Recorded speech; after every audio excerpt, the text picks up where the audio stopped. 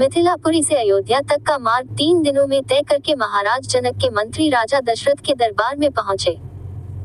रत्नजटित सिंहासन पर विराजमान महाराज दशरथ का सादर अभिवादन करने के पश्चात मिथिला के मंत्री ने कहा, हे राजन, मिथिला नरेश ने आपका कुशल समाचार पूछा है और महर्षि विश्वामित्र की आज्ञा से उन्होंने आपके पास यह संदेश भेजा है कि समस्त संसार को ज्ञात है कि मिथिला के राजा जनक की पुत्री सीता अत्यंत रूपवती, लावण्यमयी एवं समस्त सद्गुणों से संपन्न है। राजा जनक ने अपने यहाँ एक यज्ञ किया था। उसमें उन्होंने ये प्रतिज्ञा की थी कि जो कोई भी भगवान शंकर के विख्यात धनुष पिनाक पर प्रत्यंचा चढ़ा देगा उसके साथ वे राजकुमारी सीता का विवाह कर देंगे। उस यज्ञ में महामुनि विश्वामित्र राम और लक्ष्मण दोनों राजकुमारों के साथ जनकपुरी पधारे। राम ने धनुष पर प्रत्यंचा ही नहीं चढ़ा दी, बल्कि उस धनुष के 2 टुकड़े भी कर दिए। इस प्रकार उन्होंने अपने अद्वितीय पराक्रम से सीता को प्राप्त कर लिया है।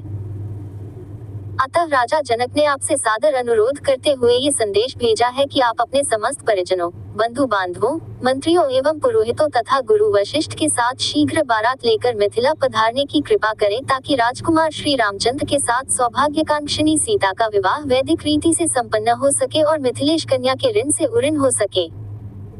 इस शुभ संदेश को सुनकर महाराज दशरथ अत्यंत प्रसन्न हुए।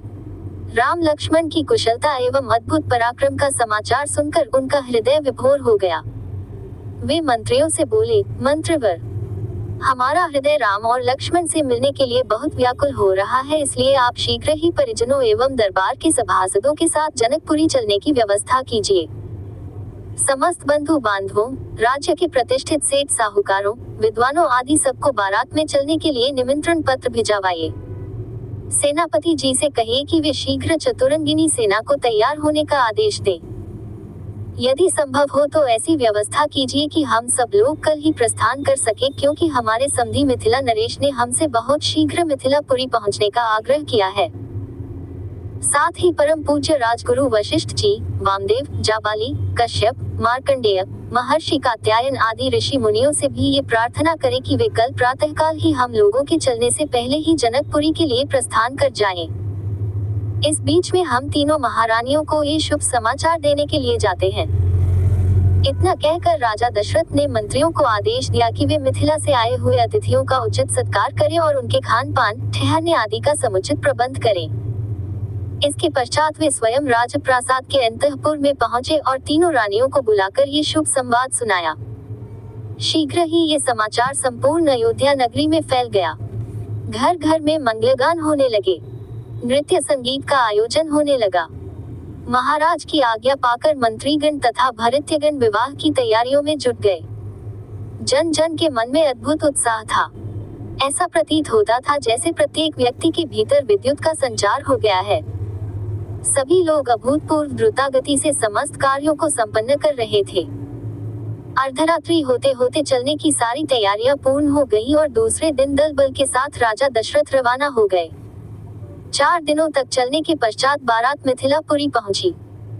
ये ज्ञात होते ही कि अयोध्या नरेश ऋषि मुनियों, मंत्रियों, परिजनों एवं अपनी संपूर्ण मंडली के साथ नगर के निकट आ पहुंचे हैं। मिथिला नरेश जनक अपने मंत्रियों, पुरोहित, मुनियों, विद्वानों आदि को साथ लेकर उनकी अगवानी के लिए नगर के मुख्य द्वार पर जा पहुंचे। उन्होंने बड़े आदर के साथ राजा दशरथ की अभ्यर्थना करते हुए कहा, हे नृपश्रेष्ठ, आपके दर्शन करके मैं कृतज्ञ हुआ और आपके पदार्पण करने से जनकपुरी की भूमि धन्य हुई। आपने सीता को अपनी कुलवधू के रूप में स्वीकार करके मेरे वंश को सम्मानित किया है। यह मेरा अहोभाग्य है कि आज मिथिलापुरी में महर्षि वशिष्ठ, वामदेव, मार्कंडेय एवं कात्यायन जैसे परम तपस्वी महात्माओं के चरण पड़े हैं। मैं नहीं समझ पा रहा हूँ कि इस असाधारण सम्मान को पाकर किस प्रकार अपने भाग्य की सराहना करूँ।